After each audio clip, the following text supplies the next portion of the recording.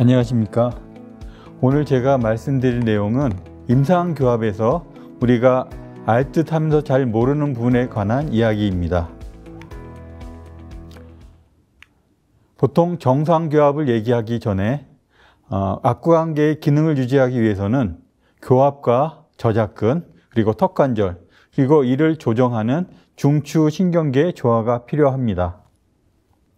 보통 정상교합이라 얘기를 할 때 중심이나 교두 감압에 의해서 교합점이 안정이 되고 전방이나 측방 운동을 할 때 전치부는 하악의 운동을 유도를 하고 구치부는 이해가 되는 뮤추얼리 프로텍티드 오클루전을 많이 얘기를 합니다. 정상교합은 지금 사진에서 보시는 바와 같이 전치부는 전방이나 측방 운동을 가이드를 하고 구치부는 치아가 교합을 할 때 버티컬 스톱을 유지하는 역할을 하고 있습니다. 외상성 교합은 이러한 기구 간의 부조화로 일어나며 다이에스테마, 프리머처 컨택, 심한 경우에는 치관의 파절이나 진동감, 그리고 시멘트의 리퀴지, 구치부 크랙 등을 유발합니다. 또 다른 관점에서 자연치의 교합 접촉면을 측정한 데이터가 있습니다. 교두 감압위에서 구치부는 좀 더 많은 교합점을 보이고 전치부는 교합이 약한 상태를 보이고 있습니다. 측방 운동을 하는 경우에는 우측방 운동의 경우에 견치를 가이드로 삼아서 1mm, 2mm, 3mm, 4mm까지의 운동 궤적을 측정을 했습니다. 치아 교모면을 상태로 판단을 해보면 견치가 1, 2, 3, 4mm 측방으로 운동을 하는 동안에 작업 측의 제1대구치는 교합점의 크기가 점점 작아지면서 가이드를 약간 유지하는 것을 볼 수 있습니다.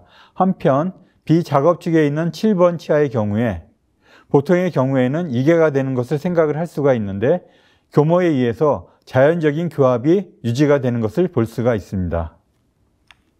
이렇듯 자연치열의 측방 운동의 경우에는 가이드를 하는 치아의 위치나 상태에 따라서 캐나인 가이던스, 파셜 그룹 펑션 등으로 명명을 할 수가 있습니다. 지금 사진에서 보시는 바와 같이 견치나 소구치 아니면 대구치까지를 포함하는 측방 가이드를 볼 수가 있고요. 이러한 데이터를 종합적으로 측정을 해보면 그룹 펑션이든 견치에 의한 가이드든 대부분의 경우에 견치는 포함이 되어 있다는 걸 알 수가 있습니다. 견치가 포함되지 않은 경우는 극히 적은 부분으로 알 수가 있으며 또한 같은 동일 인의 경우에도 좌우측의 가이드가 한쪽은 그룹 펑션이면서 한쪽은 캐나인 가이던스를 보이는 경우도 있습니다. 이렇듯 우리가 보는 교합점에 관한 CR, 중심위는 우리가 영원 불변하지 않나 하는 그런 생각을 하기가 쉬운데요. 과연 중심위는 변하지 않고 계속 유지가 될까요? 중심위를 얘기를 할 때 가장 중요한 부분은 재현성입니다. 항상 동일한 인물에서는 누가 가이드를 하든 누가 유도를 하든 같은 위치에 중심위를 유지할 수 있어야지 되는 것으로 얘기를 하고 있는데요. 이런 중심위를 유지할 때 방해가 되는 요인으로 턱관절 부위의 부종이나 저작근의 긴장, 자연치아의 조기 접촉 등을 얘기할 수가 있습니다. 중심위는 근육의 이상이 없는 경우에는 전치부의 리프 게이지나 루시아 지그를 울림으로써 전치부의 가벼운 접촉에 의해서 과두부를 전상방으로 유지하는 방법을 택할 수가 있습니다. 이러한 중심이나 교합 접촉점의 상태는 신체가 가지는 신체의 변화에 의해서 변할 수가 있습니다. 이것을 24시간 주기의 신체 변화로 서카디언 페리오디시티라고 얘기를 합니다. 평소 우리가 알고 있는 바와 같이 아침에 일어나면 눈꺼풀이 좀 더 부어있고 무거운 느낌이 있고요. 입안의 상태도 구강 점막은 좀 더 두껍게 되어 있고요. 반지나 틀니의 경우에는 아침에 길 때 더 빡빡한 느낌을 얻을 수가 있습니다. 키도 아침에 더 크게 측정이 된다고 하며 치아의 경우에는 정줄이 되어 있는 상태를 볼 수가 있습니다. 이런 중심위를 교합기상에서 측정을 해서 위치를 비교를 해보면 좌우 상하로 0.3에서 0.5mm 정도의 변이를 보일 수가 있습니다. 특히 아침의 경우에는 전하방으로 위치하고 저녁의 경우에는 후상방으로 위치하는 것을 볼 수가 있습니다. 우리가 알고 있는 중심인은 과드를 전 상방으로 유도를 해서 일정한 위치에 위치시키는 방법을 택하고 있는데요. 이때는 일정하게 인위적으로 아니면 어떤 기구에 의해서 특정 방향으로 힘을 주는 상태를 얘기를 하죠. 근데 이러한 힘이 가하지 않고 자연적으로 긴장이 어느 정도 풀어진 상태에서 하악 과드는 안정위를 택하고 있습니다. 그 안정이라는 것은 우리가 알고 있는 과도 안에서 한 0.2 내지 0.3mm 정도의 범위를 가지고 하악 과도가 유지가 되어 있는 상태를 얘기를 합니다.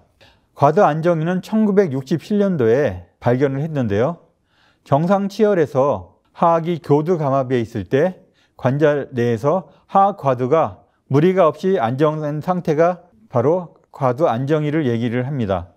그리고 후방으로 한 0.5 내지 1.0mm 정도 힘을 가하면 그 힘을 가한 것을 푸는 순간에 다시 원래 위치로 돌아오는 것을 볼 수가 있습니다. 이런 과도 안정위는 0.2 내지 0.3mm 정도의 범위를 갖고요. 상하적으로도 약간의 범위를 갖고 있습니다. 우리가 머리를 어떻게 위치시키느냐는 습관과 많이 관계가 있죠. 앉아있을 때 아니면 뭔가 일을 집중을 하고 있을 때 머리를 앞으로 빼고서 어떤 작업을 하는 경우가 많이 있습니다. 이런 머리의 자세와 우리가 담으로써의 이가 접촉하는 상태는 서로 관계가 있는데요.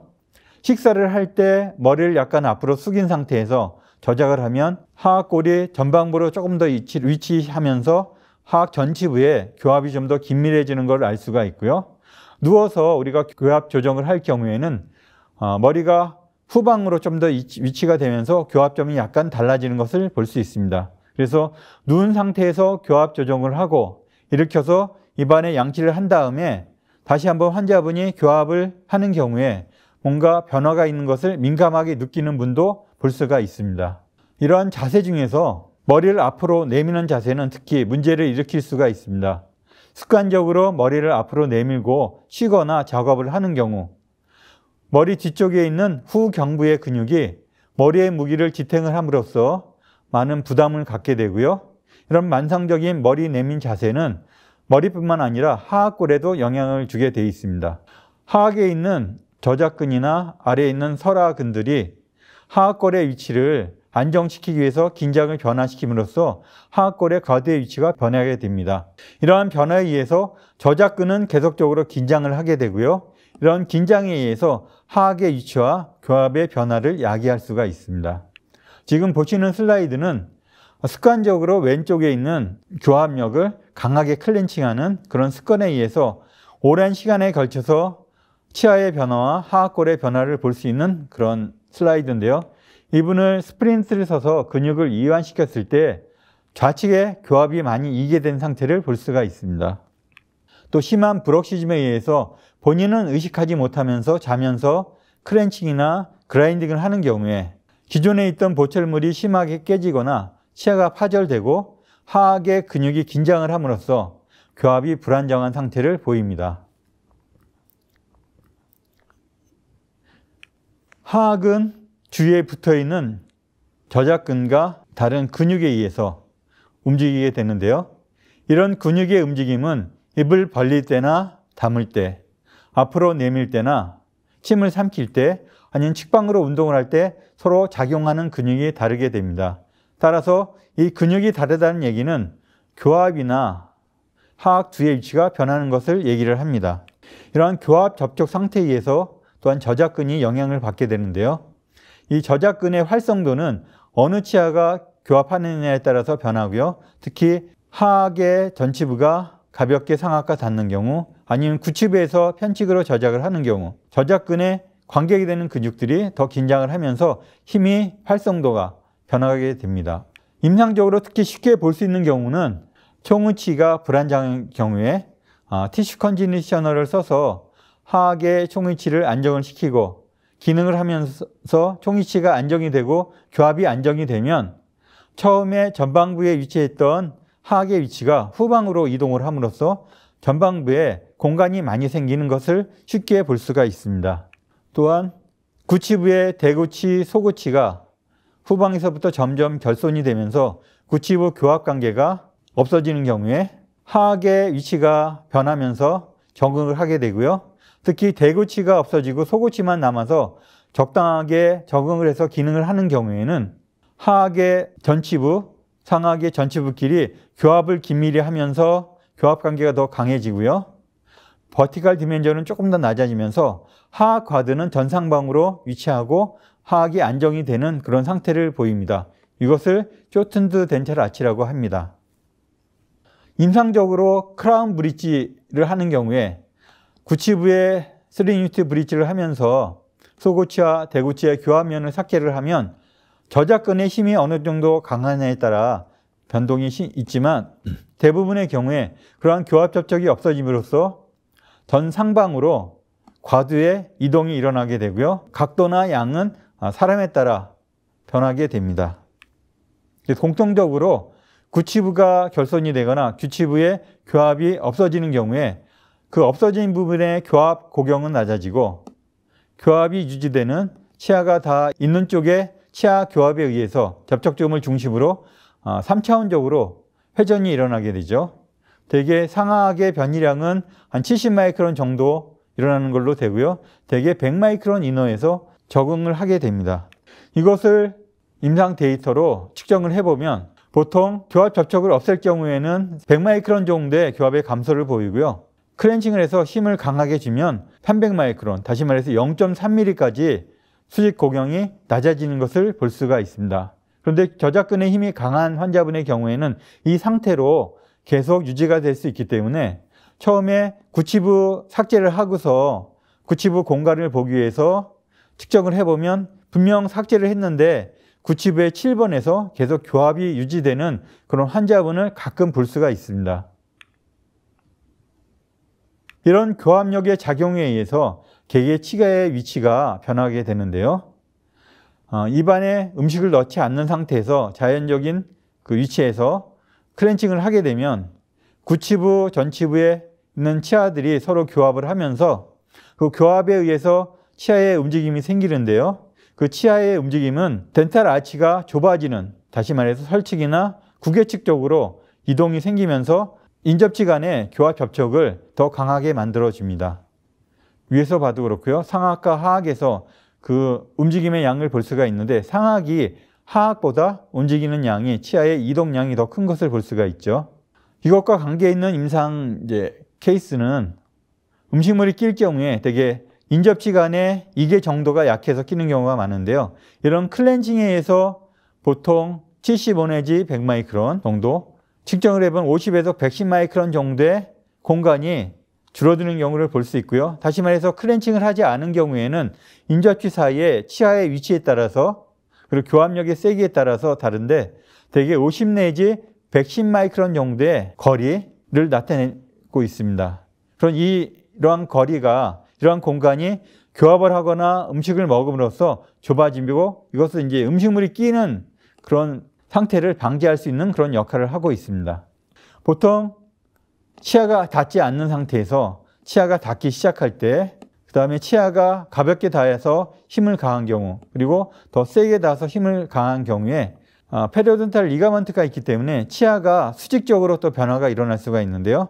가볍게 닿은 경우에는 대략 25마이크론, 상하 25마이크론이면은 상하악의 대략 10에서 13마이크론 이내겠죠.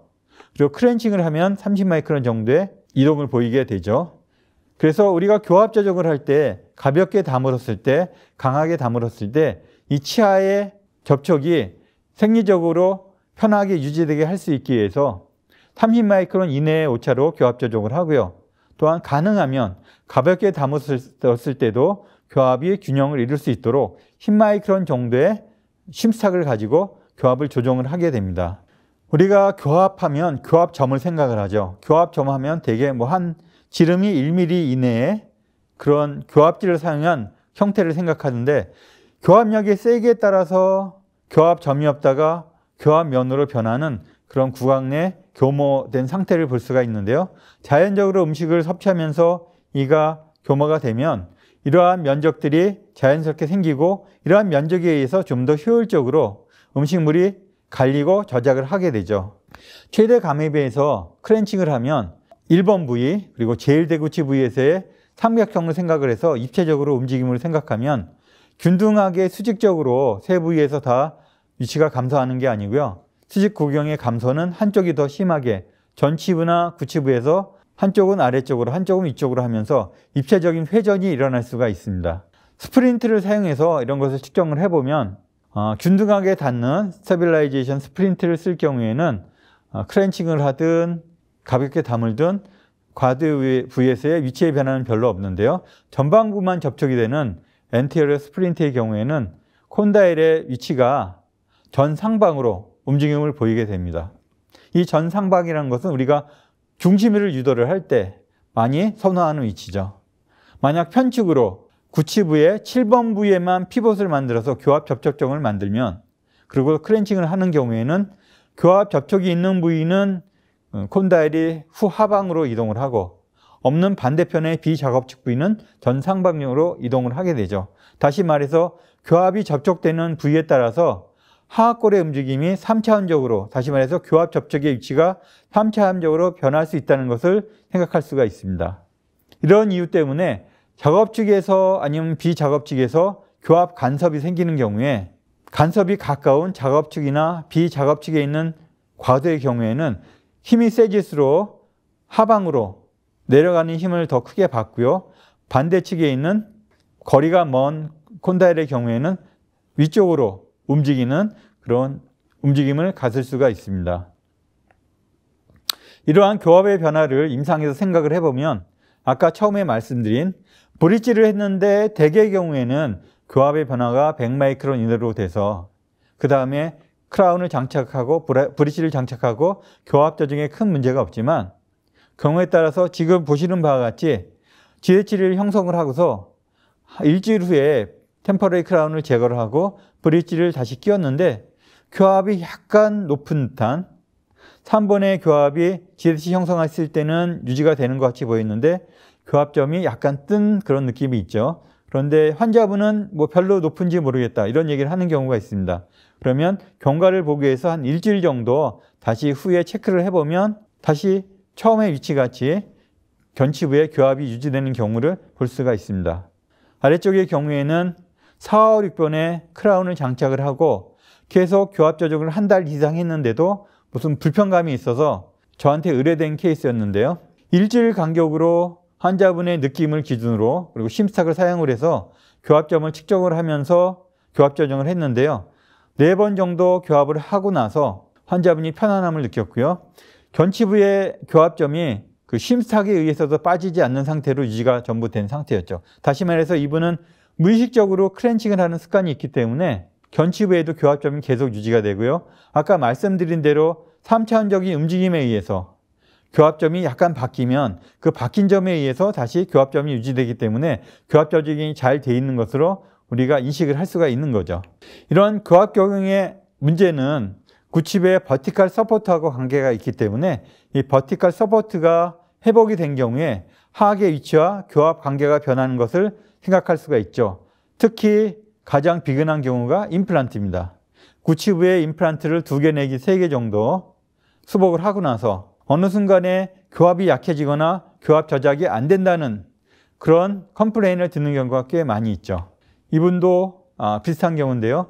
임플란트를 하고 나서 처음에는 음식물이 씹히는 것 같다가 어느 순간부터 교합이 안 되고 아무리 조정을 해도 교합이 안 됐다 변화가 계속 생겨서 내원된 케이스입니다. 스프린트를 써서 교합을 안정시켜보면 왼쪽에만 교합이 0.9mm 이상 이개된 것을 볼 수가 있습니다. 이러한 상황을 고려를 할 때 특히 구치부 결손이 심한 경우 2개나 3개 정도의 구치부를 임플란트로 교합 수복을 하는 경우에는 임시로 보철물을 넣어서 고압 고경의 변화를 예측을 하고 그 교합 고경이 안정이 된 다음에 그 임플란트에 임시 보철물을 사용을 해서 그 위치에서 교합 체득을 하고 그 위치에 맞게 보철물을 장착을 하는 것이 가장 바람직한 것으로 생각을 할 수가 있습니다. 경청해 주셔서 감사합니다.